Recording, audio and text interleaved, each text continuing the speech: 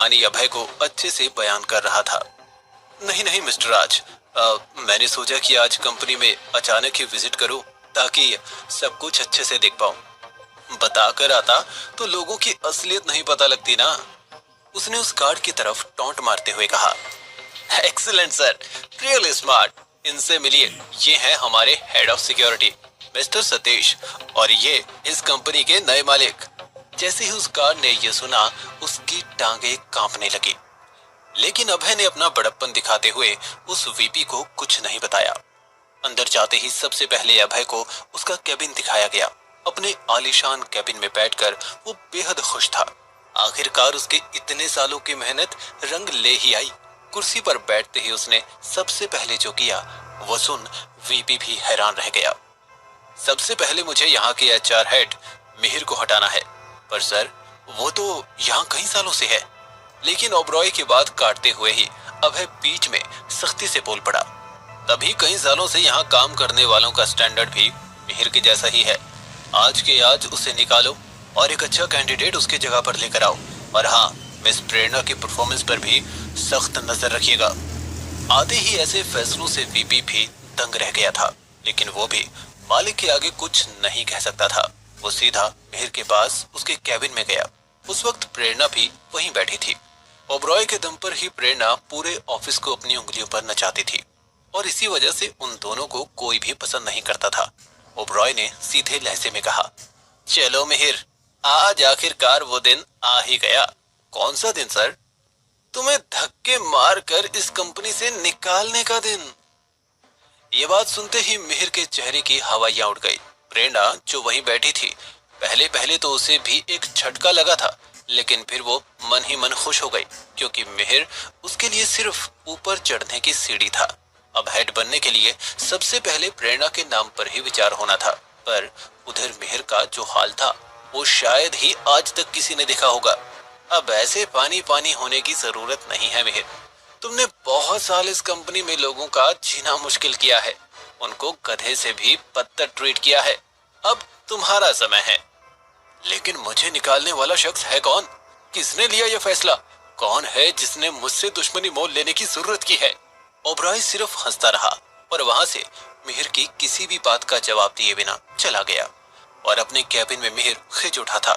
उसने सारी फाइल्स जमीन पर दे मारी। मिहिर इसीलिए किसी को भी पसंद नहीं करता था, बड़े बाप की बिगड़ैल औलाद। पर उधर प्रेरणा सोच रही थी कि आखिर कौन हो सकता है जिसने मिहिर को अचानक से एक झटके में निकलवा दिया। और जिसने ये किया था वो तो बस अब इस चूहे बिल्ली के खेल का मजा ले रहा था। ऑफिस में अभय को याद ही नहीं रहा कि उसे खुशी से आज शाम मिलना था। उसने घड़ी की तरफ देखा और फटाफट भागते हुए ऑफिस से निकल गया। खुशी, ये तो बताओ हम मिलने किससे जा रहे हैं? अरे थोड़ा तो सब्र करो, तुम्हें खुद सब कुछ पता चल जाएगा। अभय और खुशी शहर के पुराने बाजार में खचाखच भरी सड़कों पर बढ़ते चले जा रहे थे। जैसे जैसे वो आगे बढ़ते, अभय के दिल की धड़कन भी तेज होती जाती। थोड़ी ही देर में वो मेन रोड से पतली और तंग गलियों में आ गए थे। उन्हीं तंग गलियों से होते हुए वो एक नीले रंग के पुराने मकान में जा पहुंचे। उसमें घुसते ही ठीक सामने जीने की तरफ जाती हुई सीढ़ियां थी। दरवाजों में सीलन, पुराने फर्नीचर की खुशबू सब एक दूसरे में मिली हुई थी। उन सीढ़ियों को चढ़ते हुए वो एक कमरे में जा पहुंचे। जैसे ही वो अंदर घुसे तो उनके सामने एक बेहद खूबसूरत लड़की खड़ी हुई थी। रंग गोरा, तीखी आंखें और लंबे घने बाल, मानो जैसे कोई हीरोइन। अभय तो एक पल में उसको देखता ही रह गया। हेलो मिका दी, कैसे हो आप? खुशी आगे बढ़ी और उसने मेहका को गले लगाते हुए पूछा। मेहका ने भी बेहद गर्मजोशी से उसको गले लगाया, लेकिन जब उसने अभय को ढंग से देखा, उसका दिल मानो थम सा गया हो। लेकिन अगले ही पल उसने अभय को ऐसे इग्नोर कर दिया जैसे वो वहां खड़ा ही ना हो।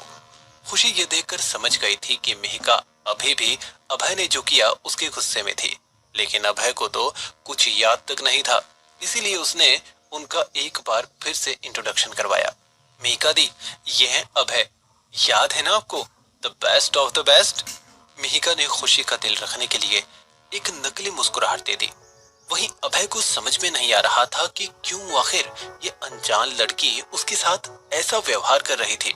और अभय, ये है मेहका, दुनिया के लिए डॉक्टर मेहका, और मेरे लिए मेहंदी। यही तुम्हारा इलाज करेंगी।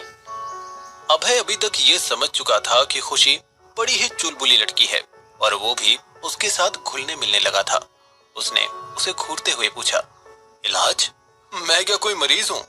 अरे आई एम सॉरी, यही आपकी याददाश्त वापस लाने में मदद करेंगी। लेकिन वो कैसे? आपकी गलती नहीं है। अगर आपको याद होता तो आप आंख बंद करके इन पर भरोसा कर लेते। दीदी शुरू करें? मिहिका को बार बार ये बात सता रही थी कि अभय उसे भूल चुका है, लेकिन तब भी उसे अपना काम करना ही था। उसने अभय को बेड पर लिटाया और उसे आंखें बंद करने को कहा। साथ ही उसने एक दवाई पिलाई और वश में करने वाला म्यूजिक चला दिया। देखते ही देखते अभय अपने सपनों की दुनिया में गुम हो गया। कुछ मिनट्स तो वो एकदम ठीक था, लेकिन अगले ही पल वो दर्द में कर्राने लगा। उसका पूरा बदन तड़पने लगा। खुशी ने जल्दी से उसके माथे पर ठंडे पानी की पट्टियां रखी। मिहिका और खुशी के चेहरे पर डर साफ देखा जा सकता था। मैंने इसीलिए कहा था कि अभय को यह बताना हमारा फर्ज है कि इस कोशिश में ना ही इसकी बची कुची याददाश्त भी जा सकती है, बल्कि इसकी जान पर भी बहुत बड़ा खतरा है। पर दी, अगर मैं इनको ये बताती तो ये किसी भी हाल में हाँ नहीं करते।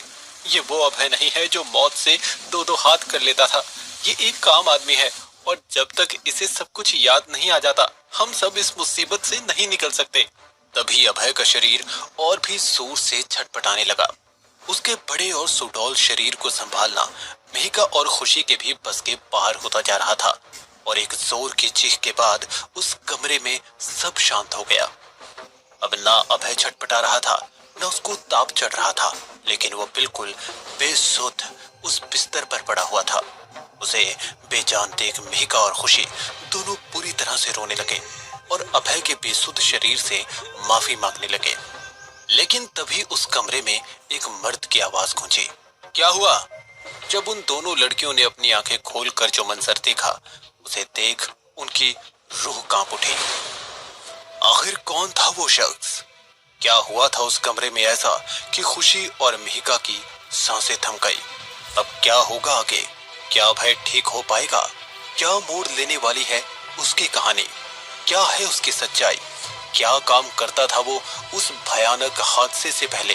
क्या हुआ था उसके साथ हादसे वाली रात? क्या था उस बॉक्स में? कैसे आए थे उसके पास इतने सारे पैसे? किस मुसीबत से निकालने की बात कर रही थी खुशी? क्या हुआ था 3 साल पहले? किसने किया था उस पर हमला और क्यों? क्या रिश्ता था उसका और मिहिका का? क्यों थी मिहिका उससे नाराज?